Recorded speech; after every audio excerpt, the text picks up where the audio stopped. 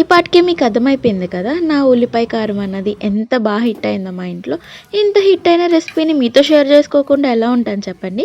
అది చేసుకునే విధానం ఏంటో అన్నది మీకు ఎక్స్ప్లెయిన్ చేయడానికి వీడియో అయితే స్టార్ట్ చేశాను. దానికోసం అయితే నేను ఒక బ్యాండీ పెట్టుకొని 2 టేబుల్ స్పూన్స్ ఆఫ్ ఆయిల్ వేసుకున్నాను. దాని తర్వాత 3 పెద్ద సైజులో ఉన్న టమాటోస్ కట్ చేసుకున్నాను ఈ సైజులో. అండ్ చూడండి ఎంత వాటర్ వచ్చిందో నాకు టమాటోస్లో నుంచి. ఈ వాటర్ అంతా ఎవాపరేట్ అయ్యేంత వరకు నేను దీన్ని మగ్గబెట్టుకుంటున్నాను అనమాట. ఆ టైంలోనే నేను ఒక పెద్ద సైజ్వి 2 ఆనియన్స్ తీసుకొని చిన్న చిన్న పీసెస్ కింద కట్ చేసుకున్నా. ఇందులోనే మనం గ్రీన్ చిల్లీ కూడా యాడ్ చేశాను అనమాట. ఇవన్నీ బాగా మిక్స్ చేసుకోండి. ఇందులోనే మీరు సాల్ట్ కూడా యాడ్ చేసుకోండి.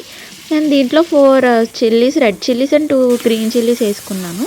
అండ్ దీంట్లోనే వెల్లుల్లిపాయ అన్నది 2 to 3 వెల్లుల్లిపాయలు చితగొట్టి వేసుకోండి. ఇవి బాగా మగ్గిపోయాక ఇలాగ గ్రైండ్ చేసుకోనమాట.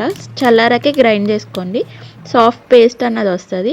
ఇదేంటంటే ఓన్లీ దోశల మీదకేనా బాగుంటుంది, ఇంకా దేనికి బాగోదా అని మీరు క్వశ్చన్ చేయొచ్చు.